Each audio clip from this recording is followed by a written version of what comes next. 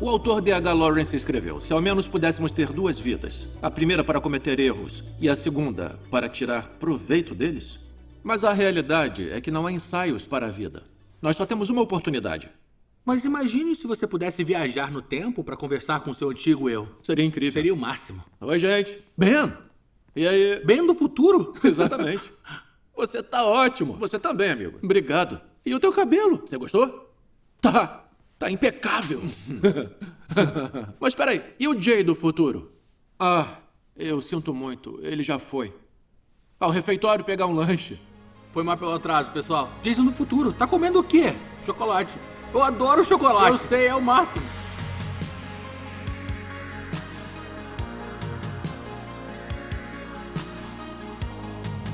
Nada, eu gosto muito do rumo que eu tomei.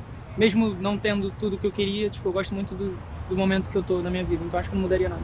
Pra ser mais paciente com as coisas. Calma, tranquilo. 1 milhão de coisas possíveis de serem feitas. Você vai pegar um desses caminhos e vai fazer o melhor.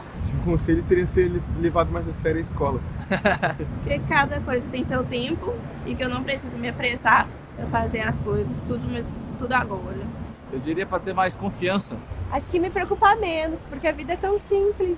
A verdadeira felicidade está na simplicidade, assim. Prestar bastante atenção nas escolhas. Aproveitar mais os momentos. Pra eu não ter medo de tentar o que eu queria ter tentado e acabei deixando de lado. Ouvir mais as pessoas. Eu acho que não desista.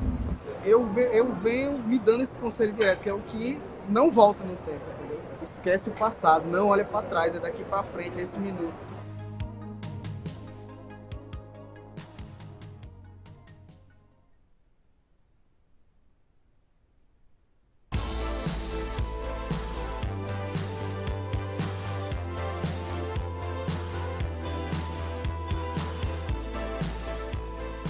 Todos nós sabemos que não podemos mudar o passado, mas podemos aproveitar ao máximo o futuro. Sim, você tem o restante da sua vida pela frente. Nunca é tarde demais. Você pode ter uma vida com significado e propósito, uma vida plena. Essa é a nova vida para a qual Deus quer guiar você. Nessa sessão, queremos rever uma passagem específica das Escrituras em Romanos, capítulo 12. Isso é o que diz: portanto, irmãos, rogo-lhes pelas misericórdias de Deus, tendo em conta tudo o que Deus fez por você, que se ofereçam em sacrifício vivo, santo e agradável a Deus. Em outras palavras, ofereçam cada parte de suas vidas a Deus. Este é o culto racional de vocês. Não se amoldem ao padrão deste mundo, mas transformem-se pela renovação da sua mente, para que sejam capazes de experimentar e comprovar a boa, agradável e perfeita vontade de Deus. Diz, não se amoldem ao padrão deste mundo. Outra tradução diz assim: não imitem os comportamentos ou costumes desse mundo. Paulo, que escreveu isso, diz: se você quer essa nova vida, deve estar disposto a ser diferente. E acho que todos sabemos que não é tão simples como parece, porque em quase todas as partes da nossa vida há pressão para nos moldarmos ao mundo à nossa volta e para nos integrarmos à multidão. Há um senso de que deveríamos gostar das mesmas coisas, pensar do mesmo jeito e comprar as mesmas coisas. Os seguidores de Jesus são desafiados a serem diferentes. Isso não significa ser estranho. Você não precisa falar em línguas religiosas estranhas nem nada do tipo. Estamos falando de ter uma vida norteada pelo nosso amor a Deus e nosso amor ao próximo. Quando Paulo diz não se amoldem, está dizendo vivam diferentemente, rompam com o passado e comecem do zero. Eu não sei você, mas eu geralmente fico nervoso quando se trata de mudanças. Isso explica o seu penteado. Peraí. Não, eu já mudei o meu cabelo umas 3 vezes, já tive 3 estilos diferentes. Uma vez a cada 15 anos. A gente discutia assim. Pois muito você engraçado. Fica com o mesmo estilo, então, me fala. Depende, né? Depende. O seu cabelo não mudou muito, não. Não sei falar. A mudança pode ser difícil. Talvez em algum momento você tenha pensado em como seria a vida de um cristão. E talvez essa ideia te deixe um pouco nervoso pelo que pode significar para a sua vida. Especialmente se pensar que terá que desistir das coisas boas da vida. Mas Deus quer o melhor para a sua vida. Ele nos pede para deixar o lixo para trás, as coisas que não são boas para nós. Há algum tempo, em Londres, na Inglaterra, havia uma idosa que percorria dia após dia as ruas onde morava. Ela era famosa por carregar muitos sacos plásticos cheios de lixo, aonde quer que fosse. Ela também era famosa por importunar quem passava ao pedir dinheiro e se tornava muito agressiva com aqueles que se recusavam a lhe dar uma moeda. Como resultado, não tinha muitos amigos. chegou o dia em que a idosa morreu. E era de se esperar que seu funeral fosse um evento muito simples. Mas, surpreendentemente, muitas pessoas compareceram. Muitos parentes bem vestidos, altos executivos e, ainda por cima, muitos e muitos advogados. Descobriu-se que, enquanto a mulher vivia nas ruas, ela herdou uma grande fortuna, incluindo um apartamento luxuosíssimo, repleto de muitos quadros, extremamente valiosos. Estranhamente, a mulher decidiu continuar morando na rua com seus sacos plásticos cheios de lixo. Aparentemente, ela não queria deixar para trás a vida habitual, então nunca chegou a desfrutar de sua extraordinária herança. Normalmente não queremos deixar a vida habitual, mas Deus pede que você deixe para trás o que é prejudicial, para tomar posse de todo o bem que Ele tem reservado para você. Todos nós temos a necessidade de socializar e estar com outras pessoas e fazer parte do grupo. Então, acho que não é uma pressão, acho que é uma necessidade humana mesmo. Ah, depende. Eu acho que quando a gente é mais criança tem mais disso, né? Na escola e tal. Sim, com certeza. A gente vive em constante bolhas, né? Perfeitamente, Demais. sempre. Eu acho que isso acontece em todas as fases da vida, todos os ambientes, todos os lugares. Não, sempre me encaixei muito bem. Todo dia. Ah, sim, bastante. Principalmente quando eu estava mais ou menos na 7ª série e entrei numa escola particular, vindo de uma escola pública e sendo negro. Demais. Principalmente no ensino fundamental, no 6º para 7º ano. Então, foi bem difícil arrumar amigos, mas no ensino médio eu consegui achar meu grupo, assim, meu tipo de gente. A vida inteira. A vida inteira.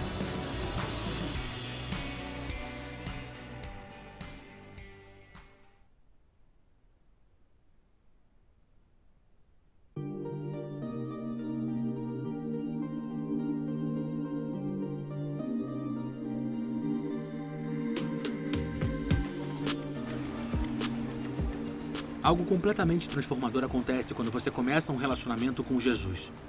Portanto, se alguém está em Cristo, é nova criação. As coisas antigas já passaram, eis que surgiram coisas novas. O que você fez no passado não define você. Você é uma pessoa nova em folha. Foi perdoado e é convidado a deixar o passado e começar do zero. Para romper com o passado, é preciso que se ofereçam em sacrifício vivo. Em outras palavras, entregar cada parte de sua vida a Deus. Isso inclui nossos planos para o futuro, dinheiro, o trato com as pessoas e como empregamos o nosso tempo. Eu vi que no momento em que uma pessoa deposita sua confiança em Jesus, suas prioridades mudam. Quando você experimenta o amor de Deus, os relacionamentos se tornam a coisa mais importante. Seu relacionamento com Deus e com as pessoas. E eu acho que é por isso que muitos cristãos dedicam um tempo todos os dias para ficar a sós com Deus, para orar e para ler a Bíblia. Essa é a melhor maneira de tornar nosso relacionamento com Deus uma prioridade. Entregamos a Deus o nosso tempo e também as nossas ambições. E essas são diferentes para cada um. Talvez sua ambição seja ter um trabalho importante, dirigir um carro de luxo, ter uma casa grande ou ter muitos fãs e seguidores. Mas no fim, essas coisas nos levarão a uma vida plena. Como ambições secundárias, tudo bem. A ambição em si não é necessariamente uma coisa ruim. Jesus diz: busquem, pois, em primeiro lugar o reino de Deus e a sua justiça. E todas essas coisas lhes serão acrescentadas. Ele está dizendo para fazer de Deus sua principal ambição. Se a sua principal ambição é o reino de Deus, você poderia dizer: eu quero ganhar dinheiro para ajudar a erradicar doenças e ajudar pessoas que precisam. Ou você poderia dizer: eu quero ter uma posição de autoridade e influência para poder fazer a diferença nas vidas das pessoas. Uma diferença para a nossa sociedade, uma diferença para o reino de Deus. Outra área que entregamos a Deus é a área do namoro e sexo. Então, quando eu era garoto, não se falava muito sobre sexo na igreja. E na verdade eu ficava aliviado, porque eu geralmente sentava ao lado dos meus pais. Mas pensando bem, a coisa toda é a ideia de Deus. Ele teve a ideia do amor, do casamento. Ele teve a ideia do sexo.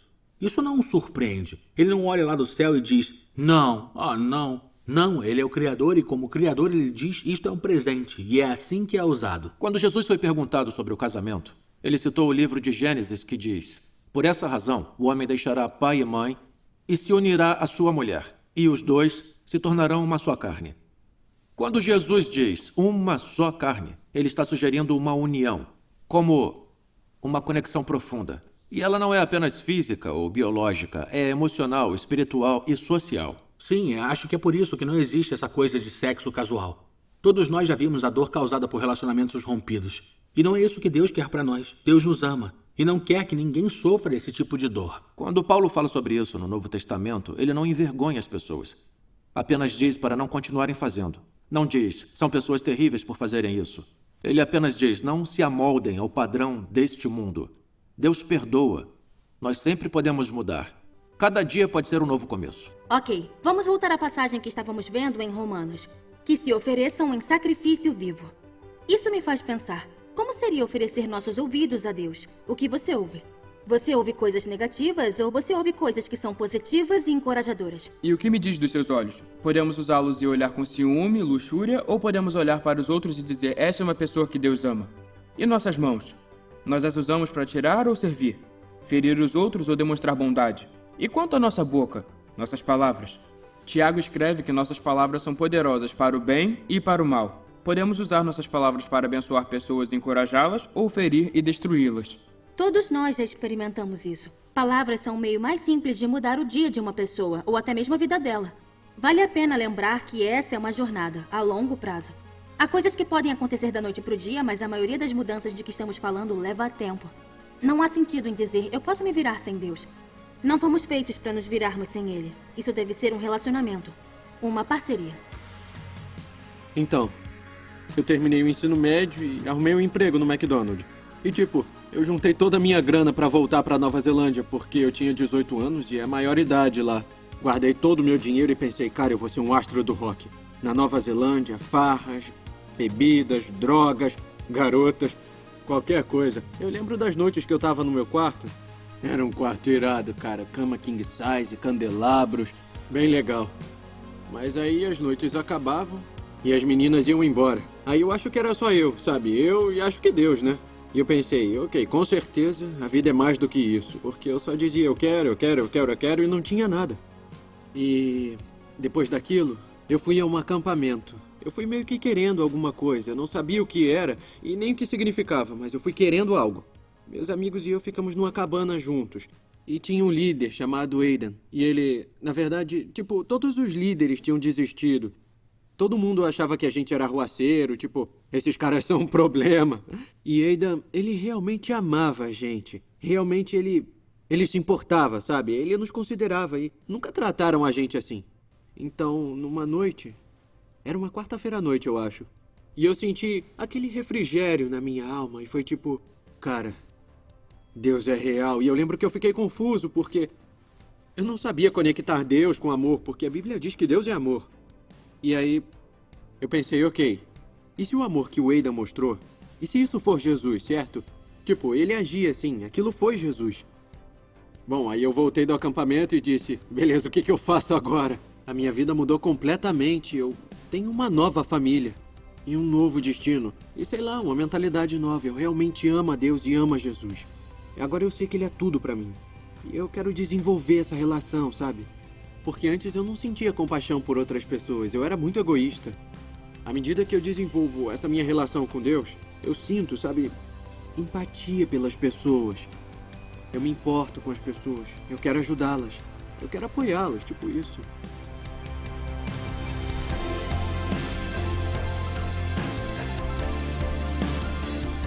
Pra mim, acho que não existe Deus, acho que é mais cosmos, sabe? Acho que tudo é muito por acidente, acho que tudo acontece meio que...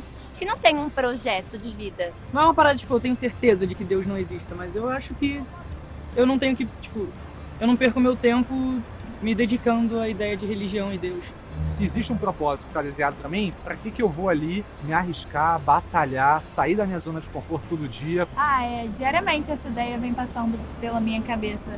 Mas assim, eu não sei chegar a esse tipo de resposta, sabe? Se ele realmente tem e se realmente isso acontece. É a única coisa que me conforta. Eu acho que é uma coisa boa, que eu acho que meio que nos conforta, né, de continuar vivendo.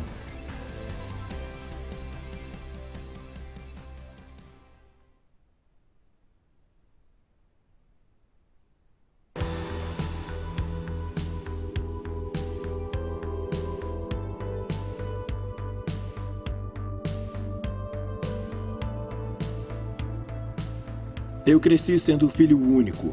Eu era o bom menino da igreja. E aos 18 anos, eu caí em um dos clichês típicos e me rebelei. Eu me tornei um promoter de boate. E nos 10 anos seguintes, dos 18 aos 28 anos, eu cheguei muito alto na escala social em Nova York. Aos 28 anos, eu já tinha muitas das coisas que eu pensava que queria na vida. Minha namorada estava na capa das revistas, eu tinha uma BMW, eu tinha um Rolex, um Labrador Retriever, um piano de cauda no meu apartamento em Nova York, e eu me sentia muito infeliz. Alguma coisa despertou em mim, alguma coisa... Foi um entendimento, talvez, de que eu nunca iria encontrar a felicidade onde eu estava buscando. Nunca haveria mulheres o bastante, drogas o bastante ou festas o bastante. Eu acho que foi um olhar novo, ser capaz de olhar novamente para a fé com um olhar novo. E me tornei tão atraído por Jesus, que andou por aí servindo aos pobres, que cuidou dos outros e viveu uma vida de integridade. Sabe, tem um versículo em Tiago com o qual me deparei que diz: a verdadeira religião que Deus, o nosso Pai, aceita é esta: cuidar dos órfãos e das viúvas em suas dificuldades e não se deixar corromper pelo mundo. Então, eu só fazia besteira. E além de não fazer nada pelos pobres, em uma década, eu literalmente poluía as pessoas por dinheiro. Então fiz uma mudança radical na minha vida. Eu acabei vendendo todos os meus bens e me uni a um grupo em uma missão humanitária de médicos voluntários na África Ocidental que operavam em um enorme navio hospital e me tornei fotojornalista deles. Eu vi tanta coisa durante esses 2 anos e eu acho que a coisa que mais me impressionou foi ver pessoas bebendo água suja. Metade do país não tinha a necessidade mais básica para a saúde. Metade do país não tinha água potável. E quando eu voltei a Nova York, tinha 30 anos. E esse foi o tema que me ajudou tanto a ajudar as pessoas. A Charity Water definitivamente nasceu da minha experiência de fé. Nasceu do meu retorno a Cristo. A Deus novamente. E eu acho que a ideia da Charity Water agrada muito o coração de Deus. Eu acredito que a ideia de um mundo onde cada habitante tenha água potável é tão clara, é tão alinhada com o coração de Deus, com o coração do Pai. E é incrível poder fazer isso com o meu trabalho, é sério. Nos últimos 9 anos, arrecadamos quase 200 milhões de dólares. Ajudamos mais de 5 milhões e meio de pessoas em todo o mundo a ter acesso à água potável. Deixamos uma marca. E o mais importante, o número de pessoas sem água foi reduzido de 1 bilhão para 660 milhões de pessoas. Sabe, olhando para trás, eu acho que a ideia de tentar servir a Deus através do meu trabalho mudou tudo na minha vida. Mas eu acho que você pode fazer isso onde quer que esteja. Seja você um banqueiro ou seja você um florista. Você pode levar os valores do reino nos quais crê para o seu trabalho, para o modo como você atende seus clientes, para o modo como você lidera os membros da sua equipe, para o modo como você, de fato, apoia as pessoas. Santo Agostinho disse algo que eu amo. Ele descreveu que servir a Deus é a perfeita liberdade. E eu amo isso porque nosso pensamento natural sugere que seria o oposto. Mas eu descobri que quanto mais eu confio em Deus em todas as áreas da minha vida, mais liberdade eu experimento.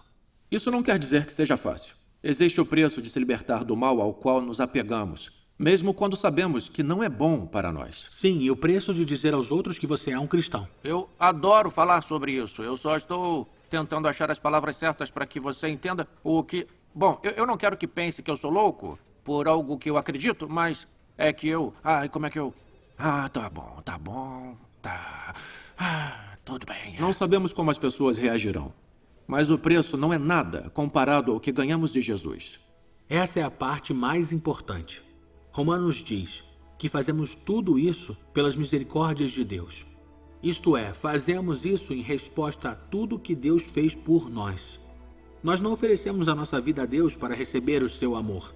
Oferecemos a nossa vida a Deus em resposta ao amor dele. Jesus sacrificou sua vida por você. Ele te ama tanto que morreu por você. E a resposta mais apropriada é dizer: Deus, eu te entrego tudo. Eu confio tudo a ti. Eu ofereço minha vida a ti. Paulo diz que quando fazemos isso, quando oferecemos nossa vida a Deus, descobrimos sua vontade para a nossa vida. A boa, agradável e perfeita vontade de Deus. Nós descobrimos a vida, e a vida em toda a sua plenitude. Encontramos uma vida que vale a pena viver.